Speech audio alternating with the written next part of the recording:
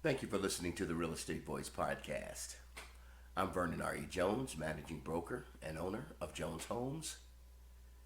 And for over 30 years, we have serviced the 7-county Denver metro area.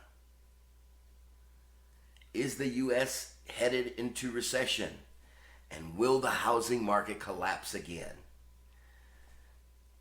Over the last year, 2 years, that is the number one question I get asked. Are we in a bubble? Are we in a housing bubble? Are we in a housing bubble? No, we are not. The economy is shrinking. Inflation is soaring. Searches for, believe it or not, is the U.S. officially headed into a recession are now actually trending high on Google. If the nation isn't already in a recession, it might well be on the precipice of one. But the housing market will not be the cause of it. But basically, those years in 2009, 2010, 2008, it basically left a lot of people with PTSD from that Great Recession, wondering if another downturn could sink the housing market as well. The last time around, housing was largely to blame for the most prolonged financial bloodbath in recent memory. When the bad mortgages imploded, the nation was left with scores of foreclosures, countless new homes sat empty, and millions of Americans suddenly found themselves financially underwater. Unemployment soared, businesses shuttered. Most Americans don't want to experience a repeat of those 18 to 24 months of misery. The housing market's meteoric rise over the past 2+ years, with soaring prices, bidding wars, and an influx of investors, has drawn plenty of parallels to that earlier ramp-up period before the market crashed. However, this time the housing market won't be the cause of any downturn and might even help nudge the nation out of a recession if it has one. Housing leads the economy. Housing is often the first sector to experience weakness during recession, but it's often the first sector to rebound as well. Most real estate experts do not think the housing market is in a bubble or is a threat to the sputtering economy, despite home prices rising nationally by more than 31% in just 2 years. The median list price data that I got this from is from Realtor.com. It's from June 2020 to June 2022. This time around, however, there are far more buyers in the market than there are homes available. A complete reversal of what happened in the 2000s. Bad mortgages have mostly been eradicated, and lenders have much tighter qualifications for buyers. But that doesn't mean the economy is recession-proof. Typically, 2 quarters in a row of negative U.S. gross domestic product, aka GDP, portends or predicts an economic downturn. GDP dropped 0.9% in the second quarter of the year, preceded by a 1.6% drop in the first quarter. And this was numbers from the U.S. Commerce Department. However, unemployment is still very low at just 3.6% in June, according to the U.S. Bureau of Labor Statistics, despite more companies rolling out hiring freezes and laying off workers. There are plenty others still jockeying for employees. If the nation was in a recession, many more people would be likely out of a job, and businesses wouldn't be complaining that they can't find enough candidates to hire. In my e-newsletter that I sent out a couple days ago, I mentioned that if you start concerning yourself with a housing bubble, look to the labor market first. Because when we had the collapse in the 2000s, we were losing 800,000 jobs a month. Recessions do tend to coincide with shrinking economies, and we've seen some shrinking. However, it's been a mild contraction. We haven't seen the job losses yet, as I just mentioned, which is why whether in a recession is up for debate. I don't think it's debate. We're not in a recession. But always remember this, and this is an old saying that I'm sure you all have heard before. When my neighbor loses their job, it's a recession. When I lose my job, it's a depression. U.S. Federal Reserve Board Chairman Jerome Powell has said that the nation isn't in a recession, a sentiment echoed by President Joe Biden. I do not think the U.S. is currently in a recession, Powell said. And the reason is there's too many areas of the economy that are performing too well. The National Bureau of Economic Research's Business Cycle Dating Committee and the 8 economists who sit on it is the official arbiter of whether the economy has entered into a recession, has yet to make a determination. Basically, we'll wait and see, and no one is expecting a housing crash. The housing shortage is just too severe, as there are far more people looking for homes to buy and rent than there are homes available. The mortgage industry, again, they crack down on loans that balloon in size, are designed for homeowners to default on.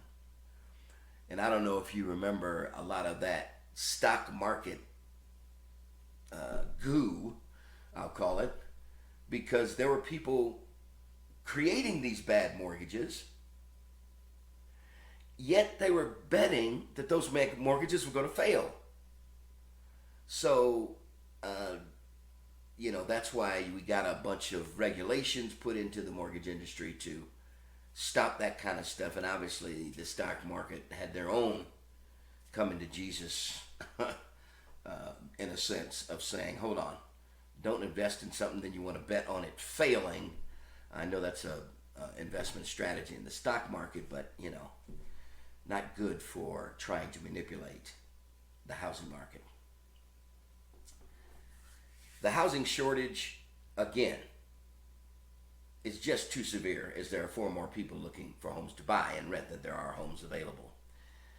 I look at the homes right now, we're getting close back to our pre-pandemic level, 2019. But in 2019, we were still historically 50% below normalized inventory, even then in 2019. So I'm more concerned that interest rates are rising. Of course, they're starting to retreat now. In some quarters, they're around, between 5, 5.5. Of course, you know how that can change multiple times in a day. Even if a downturn comes to pass, most economists don't expect to see the widespread unemployment that was a hallmark of the Great Recession. They also expect it to be a relatively brief recession. That means there won't be scores of homeowners who can't pay for their mortgages, and those who are struggling might choose to sell their homes, potentially even for a profit they can pocket, rather than lose them to foreclosures and short sales. On a side note of foreclosures, I get a list of foreclosures every week, and I think in January there may have been 2 houses on it, and now there's 8 pages of foreclosures that I got. But it seemed like most of them did not actually go to auction, as they were probably refinanced out of the foreclosure process and stayed in, or they just went ahead and got sold. Again, because there's equity in most of the homes that are on the market right now, or even in the country right now. There's just very few homes that don't have any equity in them, if you've lived in them for a period of time. Usually without a lot of cheap homes flooding the market, home prices should remain strong. I don't expect a ton of foreclosures. Like I say, you get notice of election demand of saying we're going to foreclose, and then you get the actual foreclosure list that when it gets to the foreclosure sale, the list is almost minimal at that point. So even though I've seen 8 pages of notice of election demand the first time a lender tries to foreclose on the house and lets the state know that, hey, we're getting ready to start foreclosure proceedings here. And what they end up doing at the end is, like I say, based on the equity that most people have, they're able to go ahead and sell the house or actually get it refinanced and save the foreclosure process.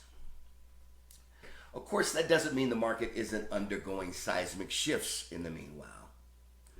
As mortgage rates have steadily been climbing into the 5+ range, as I just mentioned, many tapped out home buyers are taking a step back. Some can no longer qualify for a mortgage large enough to buy the kind of home they're seeking. Others can't afford the higher rates and higher prices or don't want to buy at the peak of the market. And some are so worried about a recession that they're taking a wait-and-see approach. The result is fewer homes are selling, bidding wars are dissipating, and offers over the asking price are dropping. Many sellers have been forced to slash their prices, and home inspection contingencies and other requests are coming back. If the economy goes bust, mortgage rates are expected to fall again.